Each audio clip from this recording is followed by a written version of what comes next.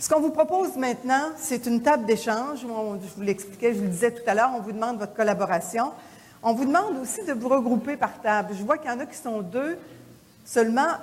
Pouvez-vous vous déplacer puis aller vous asseoir avec vos voisins pour au moins qu'il y ait 4 personnes ou 4 ou 6 personnes par table? Évidemment, si vous avez sur votre table 2 cartons différents, bien, choisissez-en un seulement pour avoir un cas à discuter.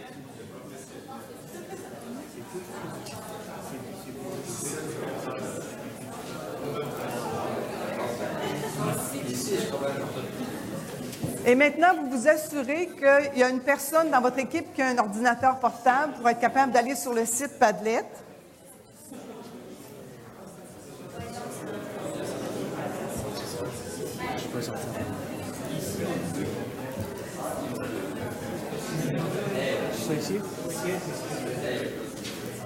Et avant que vous vous lanciez dans la discussion, je vais ressortir mon grelot de Noël. Je vais continuer à vous expliquer. On a les gens sur le web.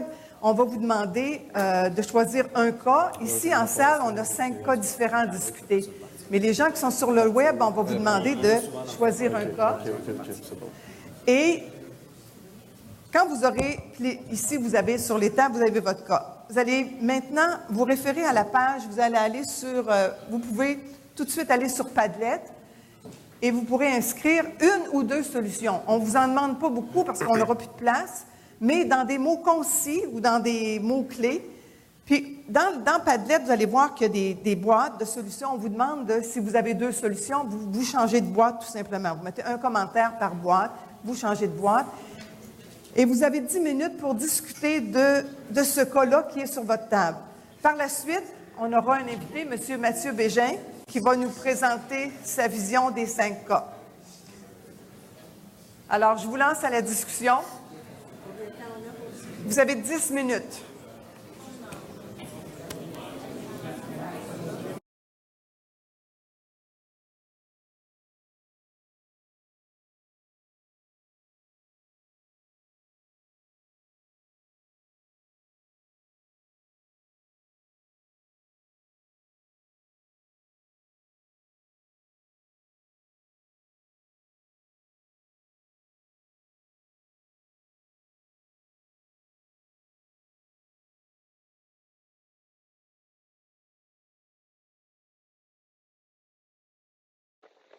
Et maintenant, je vais vous présenter un jeune homme, Mathieu Bégin. C'est pas mon fils, lui non plus.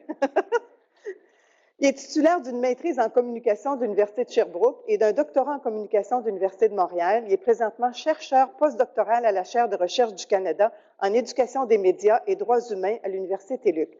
Par le passé, il s'est mérité des bourses de doctorat et de postdoctorat du Fonds de recherche du Québec, Société Culture et du Conseil de recherche en sciences humaines du Canada. En 2009, il était un des premiers chercheurs francophones à s'intéresser à la cyberintimidation chez les jeunes. Aujourd'hui, ses recherches portent sur les ressources d'information en éducation aux médias et sur les besoins de formation des parents dans ce domaine. De manière générale, ses travaux de recherche se veulent une critique de la rationalité technique et économique et visent le développement de pratiques et de ressources éducatives démocratiques axées sur le dialogue. La façon dont on va fonctionner, c'est que Mathieu a préparé une présentation selon ses recherches et selon les 5 cas qu'on lui avait envoyés. Et lui, il l'avait eu d'avance. Donc, pour le premier cas, quand il sera rendu à son premier cas, avant de vous donner ce que lui a trouvé comme action à poser, il va aller voir avec vous ce que vous avez mis sur Padlet. À ce moment-là, j'aimerais savoir qui avait traité le cas numéro 1. Levez la main. OK, on a deux tables. C'est bon, ça, c'est que... Ah, vous autres aussi, je ne vous avais pas vu, excusez-moi. Alors, 3 tables qui ont traité le cas numéro 1. Quand on arrivera au cas numéro 1, si jamais vous voulez intervenir, vous avez des questions, on va en profiter. On va essayer de faire ça à mesure. C'est une expérimentation qu'on fait. On essaye de changer, d'innover à chaque année. Alors, on essaye cette nouveauté-là. Ça peut être intéressant. Mathieu, je te laisse la parole. Merci. Moi, c'est ma première fois en mode expérimentation. J'ai l'habitude des formats 20 minutes de colloque scientifique, donc j'espère que je vais m'en sortir. Oh oui. Donc, comme Lise le disait, en fait, moi, je veux juste préciser que je ne viens pas du tout du milieu de l'éducation. J'ai vraiment une formation en communication, plus de journalisme, relations publiques, production de médias. Puis, En fait, j'ai toujours eu disons, une sensibilité pour les enjeux d'éducation. Donc, c'est la raison pour laquelle je me suis intéressé à la cyberintimidation. Puis mon projet de recherche postdoc, c'est ça, porte sur l'évaluation des ressources de lutte contre la cyberintimidation, mais destinées aux parents. Ce que je veux préciser avant de commencer, c'est que peu importe le contexte, que ce soit l'éducation en famille, à l'école, en milieu d'enseignement universitaire, l'ensemble des recherches montrent que pour lutter contre les problèmes liés, disons, au numérique, ce sont les modèles d'intervention dits démocratiques ou axés sur la participation des apprenants qui sont les plus efficaces à long terme. C'est-à-dire, donc c'est un peu, c'est un programme en fait d'intervention que je veux proposer. En fait, je vais soulever des questions pour chacun des cas à l'étude. Donc, je veux juste préciser justement la grosse partie des recherches sur la cyberintimidation porte sur la définition du problème, le profil des jeunes concernés, l'étendue du problème. Et moi, je me concentre vraiment là, sur disons les solutions, quoi faire, à quel moment et pourquoi. Donc, ma présentation va être vraiment axée sur la recherche active de solutions à des situations précises, celles qui vous ont été proposées. Je veux juste préciser que cette démarche-là, c'est une approche qu'on pourrait qualifier de situationnelle ou contextuelle, c'est-à-dire qui n'est pas universelle. Hein? Chaque problème a sa solution. Donc, c'est ça, comme je le disais, c'est un modèle d'intervention démocratique, donc non autoritaire, vraiment axé sur le dialogue avec les apprenants, qui semblera peut-être idéaliste dans le sens où, c'est pas une solution rapide à court terme qui est proposée. Mais ça a le mérite d'être fondé sur des résultats de recherche en sciences humaines et sociales. Là, j'improvise. Monsieur Alain, plutôt, il est où? Oui, non, Mario. Il montrait une analogie, les gens qui poussaient les blocs dans qui poussaient des... moi, l'analogie que j'aurais envie de vous proposer, c'est celle du tapis roulant dans les salles de sport. Chaque problème, la manière que je vois ça, c'est que le tapis roulant roule. Il peut y avoir deux réflexes. Soit mettre un bâton pour empêcher de rouler, ce qui ne règle pas vraiment le problème, soit sauter sur le tapis pendant qu'il roule. Dans ce cas-là, on risque de peut-être se casser la gueule. Moi, ce que j'aurais envie de vous proposer, c'est d'analyser le tableau de bord, se poser des questions sur s'il n'y aurait pas moyen de sauter sur le tapis de manière plus... sécuritaire. Donc, le cas 1, c'est le cas où des étudiants insultent un ou une collègue de classe sur un blog. Pouvez-vous, à main levée, me rappeler ici? 3 tables, d'accord. J'aimerais commencer par quelques éléments de contexte qui nous aident à comprendre le problème. Bon, tout d'abord, ce qu'on peut dire, c'est que par rapport à ce problème-là, on est dans une position surtout d'observateur externe. C'est-à-dire, on observe une situation conflictuelle qui se produit, mais on n'est pas participant, disons, à cette situation-là. Donc, dans ce contexte-là, il apparaît important toujours de commencer par comprendre la situation puisqu'on n'en fait pas complètement partie. Donc, de se poser des questions pour mieux comprendre ce qui se passe. Il faut donc éviter de tirer des conclusions hâtives, subjectives et décontextualisées. Donc, plaquer notre cadre d'analyse sur la situation. Première question qui me semble essentielle à poser. Est-ce que la victime semble informée de la situation? Bon, ça paraît peut-être... banal ou évident, mais ce n'est peut-être pas toujours. Donc, est-ce que c'est la personne qu'on identifie comme étant la victime ou la cible, est-ce qu'elle est informée de la situation? Est-ce qu'elle est elle-même déjà intervenue pour régler le conflit qui est sous nos yeux? Et où en est le déroulement de la situation? Hein? C'est possible que, comme je le disais, la personne qui est étiquetée comme étant une victime est déjà intervenue et elle a déjà réglé le conflit. Donc, se poser des questions sur où en est le... Bien, avant d'aller aux questions... Oui, c'est... D'accord. Donc, Lise me donne un résumé des propositions. Est-ce que je bascule quand même sur le... Oui? Donc, on a comme proposition supprimer le message, en fait, le message de cyberintimidation, rencontrer, discuter avec les étudiants visés, faire un rappel général des règles à respecter. Vous voulez que je défile? OK. Documenter l'incident, écrire un message aux étudiants concernés.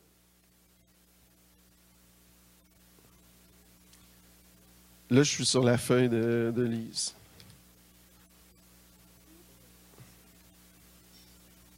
Oui. Ouais, on voit qu'il y a des gens qui ont vraiment fait un procédurier par étapes, très développé.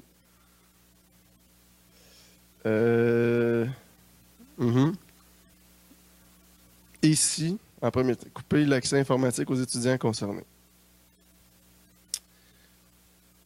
Là, est-ce que je passe en... OK. Donc, parmi les actions à poser, toujours selon le modèle démocratique que je suis venu un peu défendre ici, bon, premièrement, informer la victime et collaborer avec elle. Je pense que ça revenait, donc déjà lui poser la question, est-ce que tu es au courant de ce qui se passe à ton sujet? Est-ce que tu veux collaborer pour régler la situation? Et c'est important de ne jamais agir sans le consentement de la victime, parce que peut-être qu'elle est, comme je l'ai dit, elle est déjà intervenue auprès des personnes qui l'ont agressée, elle a déjà trouvé une solution, puis peut-être qu'on ne veut pas s'immiscer dans cette situation-là. Archiver les traces numériques, donc en guise de preuve pour, disons, régler la situation. Donc, je vois documenter qui a dit, qui avait proposé ça? Est-ce que c'était parmi les solutions? Oui. Oui. Sinon, veillez à réduire, après avoir archivé les traces, veillez à réduire la visibilité des traces, hein, parce que c'est un peu le combat des cas de cyberintimidation. On ne veut pas que ça se diffuse à une large échelle, soit par des moyens humains, c'est-à-dire demander à la personne qui a publié de bien vouloir retirer, ou par des moyens techniques, c'est-à-dire s'adresser au réseau social, par exemple, en demandant de forcer la suppression des messages. Enfin, dans une perspective démocratique, comprendre le point de vue des assaillants.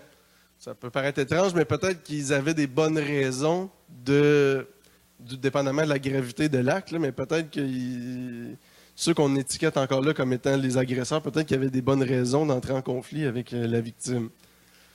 En fait, les informer des effets de leurs actes. Donc, questionner la victime sur, en fait, qu'est-ce qu'elle ressent, évidemment, par rapport à la situation, puis informer les agresseurs de ces actes-là.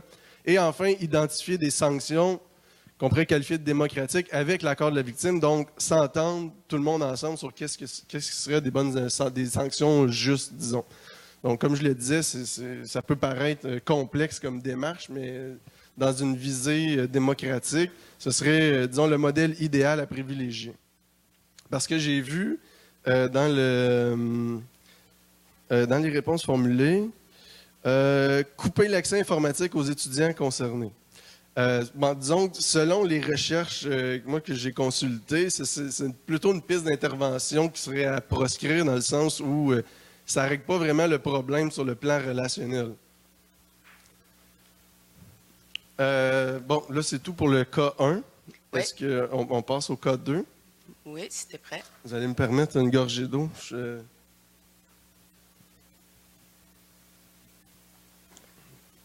Je souffre d'un... Je ne sais pas si vous connaissez, c'est une grippe d'homme. C'est vilain. Les pires. Quelle table avait le cas 2? Quelle table avait le cas 2? Ici, en salle? Cas 2, oui. Une table là-bas, une table là-bas. On avait 2 tables. 2 tables avec le cas 2. Merci. Oups. Et là. Qu'est-ce qui s'est passé? OK. Donc, le cas 2, c'est le cas, là je résume évidemment, d'un étudiant qui se fait harceler par son professeur. Donc, encore là, je vais commencer par des éléments de contexte. Dans ce contexte-là, contrairement à l'autre situation, c'est nous qui sommes la victime. On pourrait donc dire qu'on est, disons, aux premières loges pour comprendre les effets. Donc, c'est vraiment nous qui est l'acteur principal dans cette situation-là.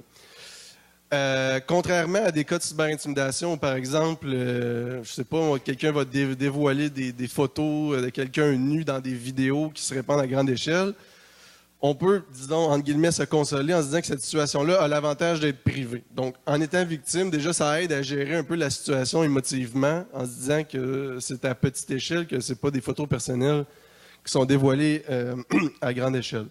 Donc, mais comme la situation est caractérisée par un pouvoir un rapport de pouvoir avec l'enseignant, donc on est en devoir d'agir, toujours selon un modèle démocratique. Donc, première question qu'on pourrait soulever, c'est est-ce que la finalité des propos de l'enseignant est claire? Est-ce que les avances qu'il me fait, est-ce que c'est où on s'en va avec ça? Puis aussi, ce qu'on suggère dans les modèles d'intervention démocratique, c'est demander l'avis d'une personne de confiance. Donc, discuter de la situation avec une autre personne, ne pas garder la situation pour soi. Ça a deux effets qui sont les suivants. Donc, réduction de la charge émotive par rapport à la situation et une certaine confiance en notre légitimité d'agir. Des fois, on peut se demander, bon, est-ce que j'ai raison de porter plainte? Est-ce que... Donc, avant de passer au... Veux-tu que je t'appuie pour les solutions posées? Je peux les lire avec toi oui, et faire un petit résumé. Ça va te permettre de rester dans ta bulle? Oui, OK. OK. Alors... Puis ma voix s'use oui, à vitesse grand V. C'est ça, puis tu vas avoir assez d'eau. OK. Alors, nos deux équipes ici, puis les gens en ligne ont répondu à la question 2. Impliquer rapidement le syndicat. C'est quand même une approche qui est un peu distincte de l'approche d'accompagnement, mais c'est non négligeable, en effet. Au niveau de la direction, faire suivre le courriel au superviseur immédiat, en parler à son association étudiante pour demander s'il y a un protocole, s'assurer de garder le courriel archivé. Au niveau d'une rencontre, rencontrer rapidement et séparément le professeur et l'étudiant pour dresser un portrait de la situation. Déposer une plainte, se rendre au poste de police, déposer une plainte pour harcèlement.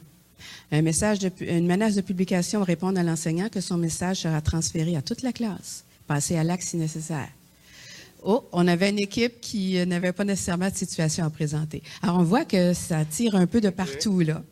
Alors, Mathieu, je te laisse avec tout ça. Déjà, ce que je remarque, c'est des solutions peut-être un peu plus radicales ou frontales que ce qui est proposé, disons, dans un modèle d'intervention démocratique.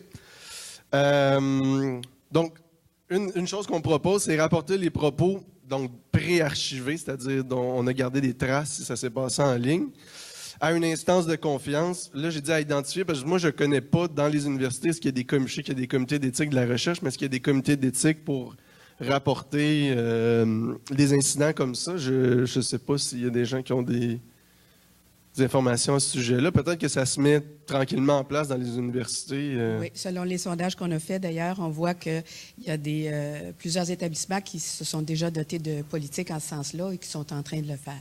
D'accord. C'est une tendance qu'on voit.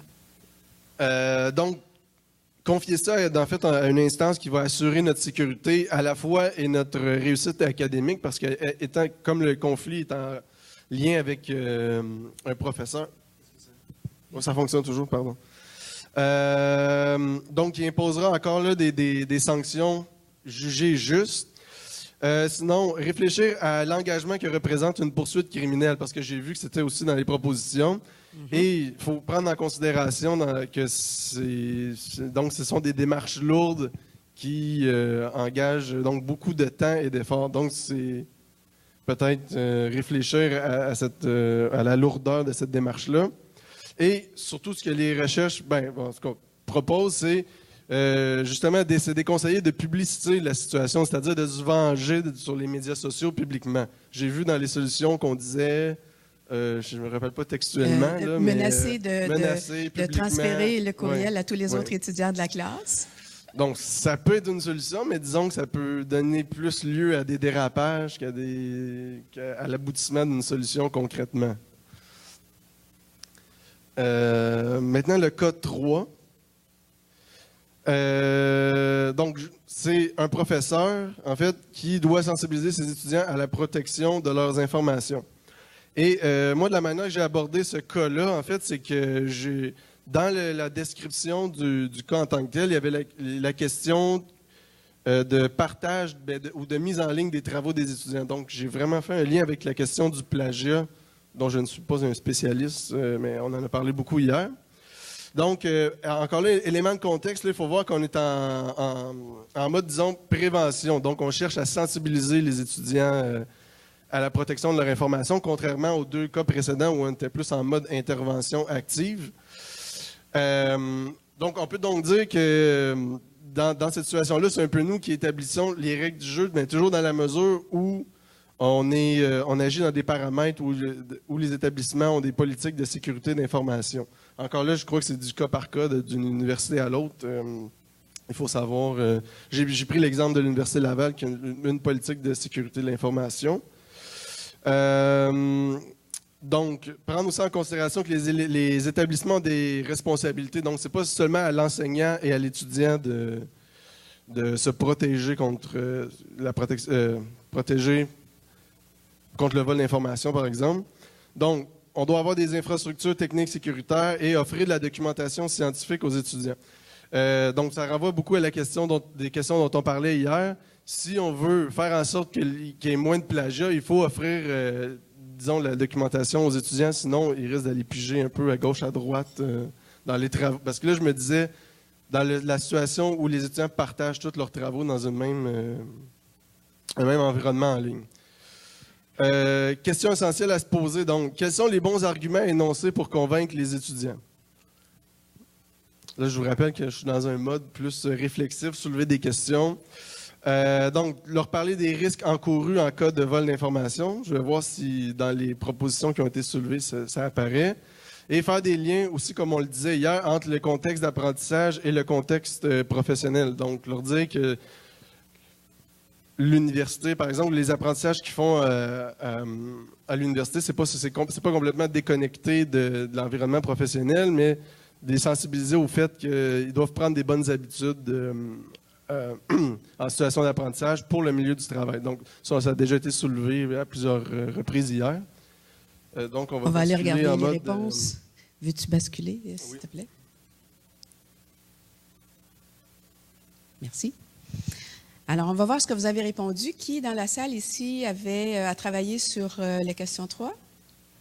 Bien. Alors, protection des informations circulant dans un cours. Qu'est-ce qu'on a défini ici comme action à poser?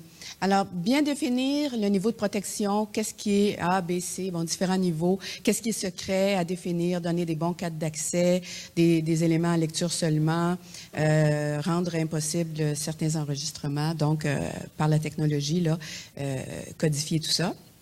Définir la modalité de partage sécuritaire des documents. Encore là, une espèce de code de politique. Ne pas envoyer de travail par courriel, par exemple, utiliser les environnements numériques d'apprentissage déposés sur la plateforme prévue. Ne pas partager le mot de passe, le changer souvent. La plateforme, utiliser justement les plateformes hébergées localement pour s'assurer d'avoir toutes les protections que l'on connaît et que l'on a choisies. Changer souvent le mot de passe, ça a été dit. Avertir l'enseignant s'il constate que des documents ou des informations personnelles ont été partagés. Sensibiliser à l'enjeu de la protection du contenu des cours. Donc, on est dans, encore ici, une approche démocratique, là, un peu comme la tienne. Sensibiliser à l'enjeu. Sensibiliser et former sur les droits d'auteur. Très intéressant. Alors, on va voir ce que toi, tu nous proposes. J'ai l'impression que, en fait, les pistes de solutions qui ont été proposées sont vraiment pile dans l'approche, en fait, que j'ai envie de proposer. Donc, intégrer des notions de documentation, de citation au cours disciplinaire, ça aussi, on en a parlé hier, ça a été soulevé là, ici. Expliquer comment se produit la construction de la connaissance. Donc, expliquer que, bon, c'est comment citer les autres, comment construire sur ce qui a déjà été fait. Ça aussi, ça a déjà été soulevé. Valoriser la transparence dans la démarche intellectuelle, ça aussi, ça a déjà été soulevé. Ne pas valoriser la performance et l'excellence à tout prix, je sais pas, je pense pas que ça a été... mais bon, ça, c'est une des valeurs qu'on peut défendre avec le modèle d'intervention démocratique, c'est-à-dire dire aux étudiants, bien, si vous êtes limité dans le temps, faites avec le temps dont vous disposez plutôt que de prendre des raccourcis pour atteindre des objectifs qui sont inatteignables.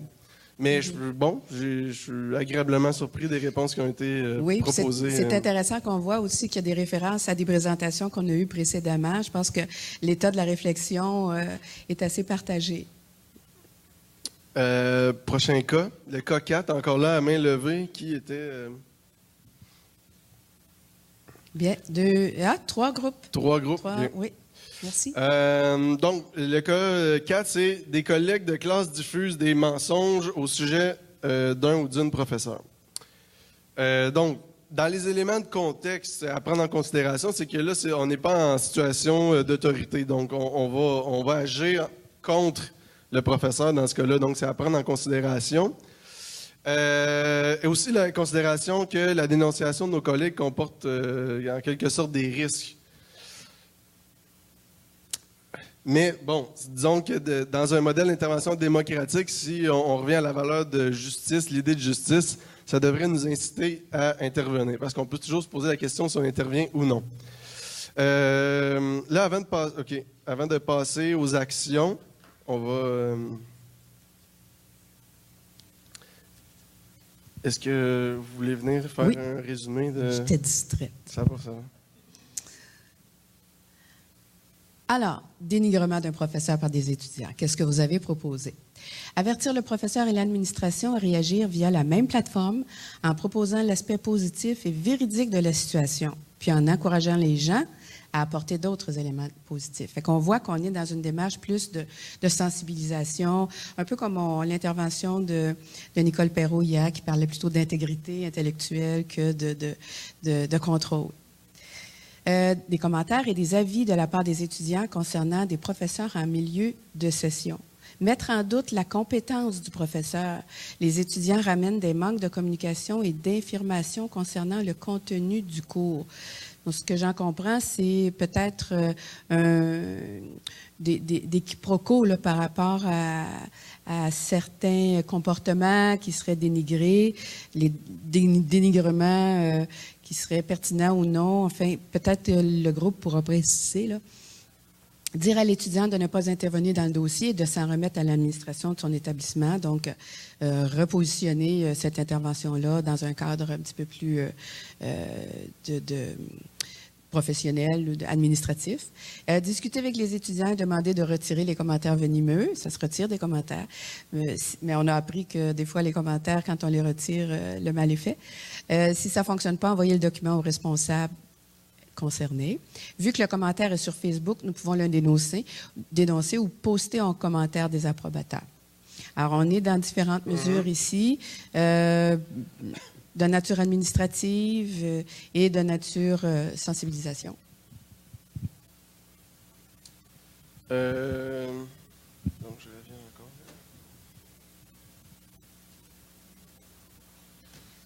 Tout un exercice d'adresse. Oups. Pardon. Donc, donc, archiver les publications, encore là, bon, je répète un peu, mais c'est une des étapes importantes à faire pour pouvoir dénoncer le cas échéant. Les rapporter au professeur, donc ça a été dit, puisque c'est la principale personne concernée. Veillez, je ne sais pas si c'est quelque chose auquel vous aviez songé, mais veillez peut-être à ce que nos actions, là on parlait de prendre position en ligne, mais c'est plutôt conseillé aussi de le faire dans l'anonymat, dans le sens où si on dénonce publiquement, on se met peut-être les pieds dans les plats avec nos collègues de classe, et laisser le professeur décider des démarches punitives à entreprendre.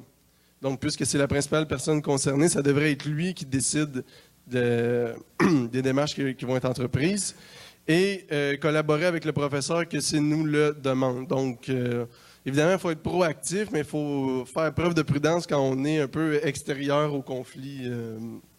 Donc, c'est plutôt ça qui est proposé comme type d'action.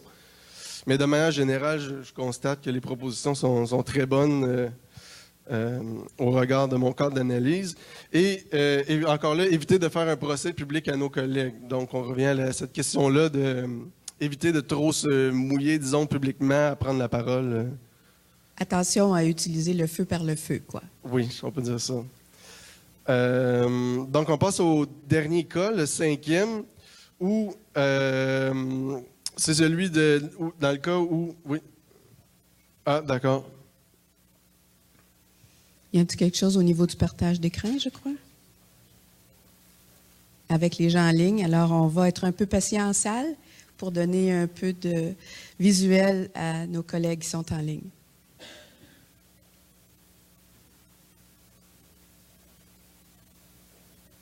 La personne qui a préparé un numéro pour ce genre de...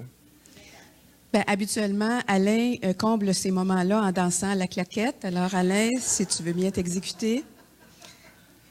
Merci. Claquette. Va sur Chrome, Kevin. Chanson à répondre. Bien, je vais quand même en profiter pour faire un petit coup de chapeau à Mathieu parce que... Bascule marche arrière. On a concocté tout ça avec Mathieu seulement hier. Alors, Mathieu a accepté gracieusement de se prêter au jeu, de basculer d'un écran à l'autre et tout. Alors, vous nous voyez improviser un peu. C'est pour le bien de la cause. Et moi, ce que je veux ajouter, c'est que ça fait des mois qu'on travaille là-dessus, mais Marcel faisait partie de l'équipe. J'ai oublié de la présenter tantôt. Alors, c'est pour ça que Marcel intervient. On a travaillé ça ensemble. Puis l'idée du Padlet, c'est une idée de Marcel. Donc, c'est elle qui était la spécialiste. Alors, merci, Marcel. Bon, merci. Mais c'est bien peu de mérite par rapport au travail que Mathieu est en train de faire. On peut peut-être prendre...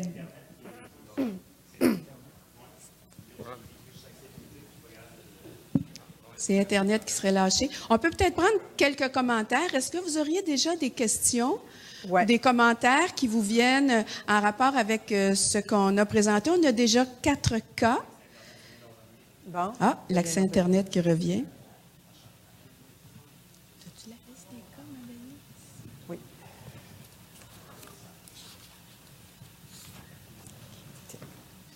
Non, ça revient.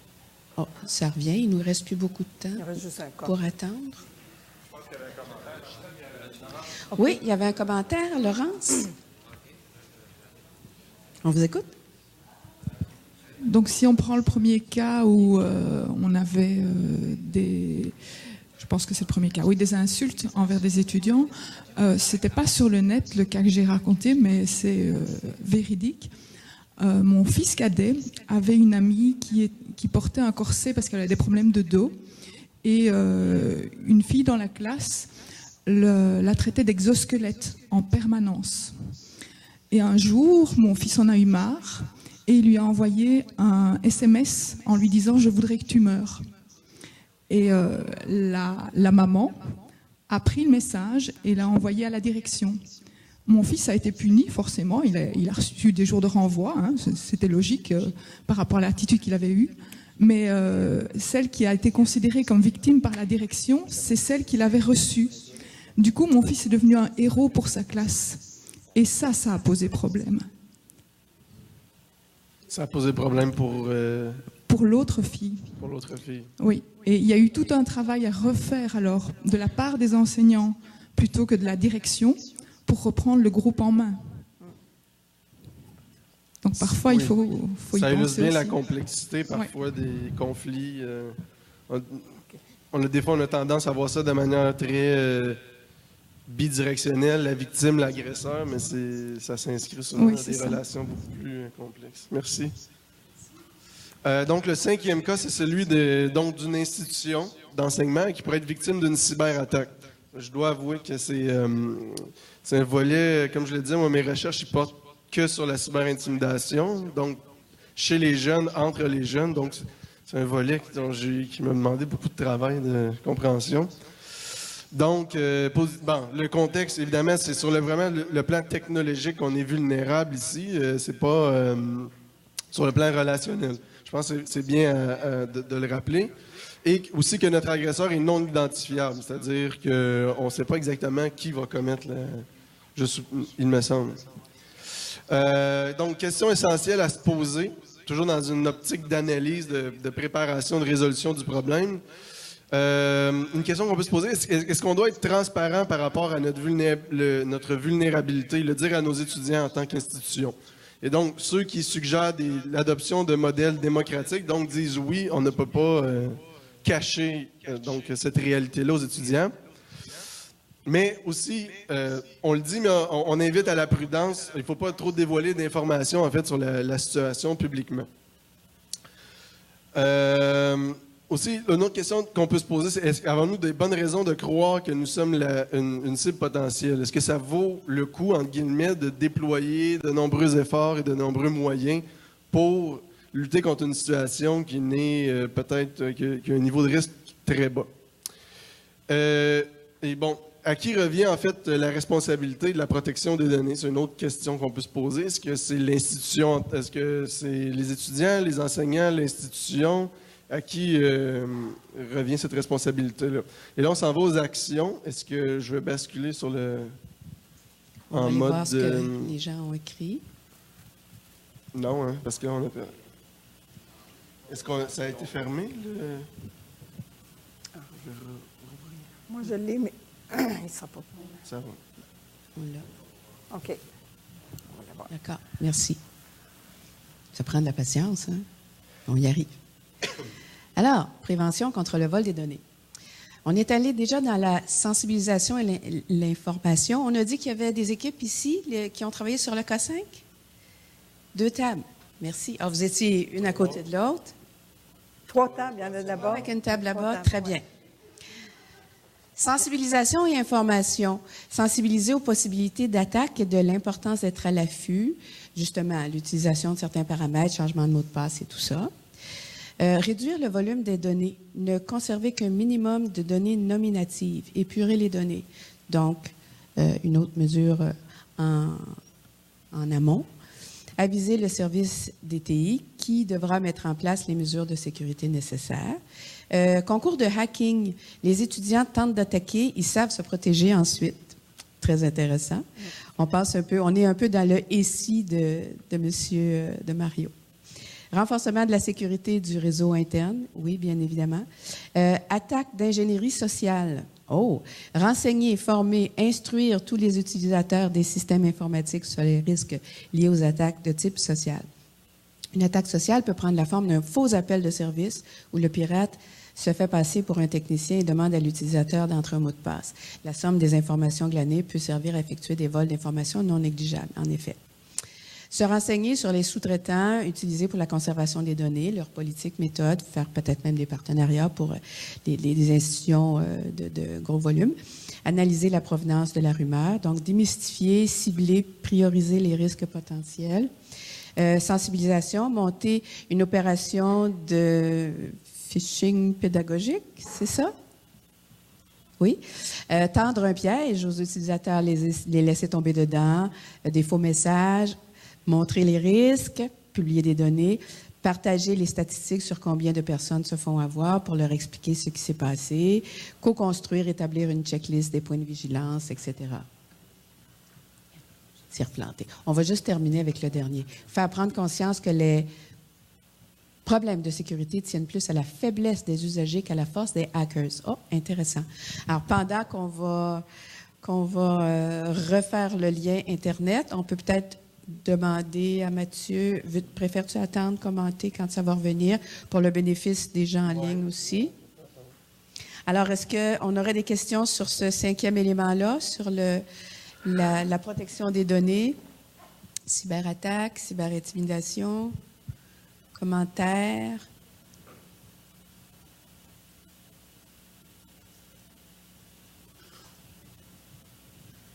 On va être patient. Oui, on a une question.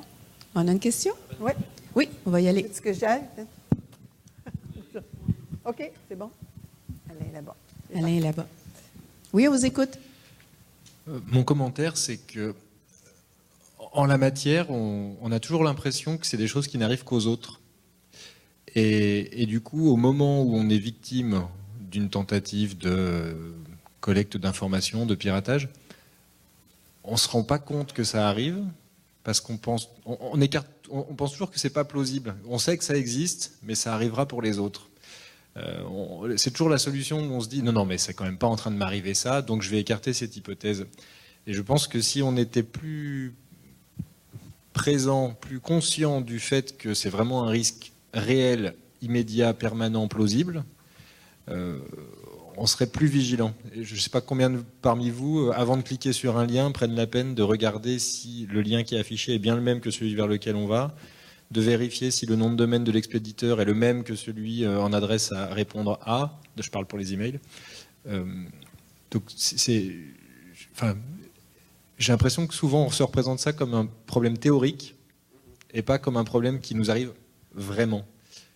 Est-ce que vous avez des informations sur le nombre de personnes, combien de cas sont vraiment concernés, combien ça arrive? On peut peut-être poser une question dans la salle ici. Est-ce que parmi vous, dans vos institutions, qui parmi vous, vous est arrivé d'avoir un problème de cyberattaque ou de vol de données? En levant la main. Personne. Ah, Moussa? Est-ce que c'est pour une intervention, M. Traoré, ou c'est simplement pour signaler que vous avez eu des difficultés? 2 cas dans la salle. C'est ce que Mathieu expliquait tout à l'heure. Est-ce que, jusqu'où on va? On se pose la question, jusqu'où on va pour prendre des dispositions, pour se prémunir contre des cas, somme toute, hypothétiques? Ça fait partie des questionnements à avoir, certainement, mais dépendamment de l'importance de nos activités en ligne, c'est certain que les solutions doivent être en fonction des risques de chacun. Attendez, monsieur. Ici, André Blanchard. Nous, on a tous perdu nos vidéos YouTube dans tous nos cours en ligne. Donc, du jour au lendemain, ça a tout disparu. Puis, il a fallu de tout refaire le travail de nouveau. Donc, c'est un exemple de... On n'avait pas de backup assez efficace à ce moment-là pour remettre nos vidéos rapidement en ligne. Oui, en effet. Je pense que la sécurité, c'est quand même une question d'importance. J'ai l'impression qu'on va avoir une réponse intéressante aussi, ici. Là, vous me mettez de la pression. Pour clarifier, moi, je n'ai pas été victime d'une cyberattaque comme ça personnellement, mais étant du domaine plus technique, j'ai quand même des relations assez proches avec le service informatique de l'université. Dans mon cas, c'est l'Université Laval. Et je sais que notre université Laval, et je crois que c'est la norme pour toutes les autres universités, est ciblée par des attaques informatiques à raison de centaines, voire des milliers de fois chaque jour. Donc, j'ai pas été victime, mais c'est pas parce que je ne suis pas ciblé, c'est parce qu'on a un service informatique institutionnel assez fort pour prévenir les problèmes. Donc, c'est un problème qui est définitivement réel.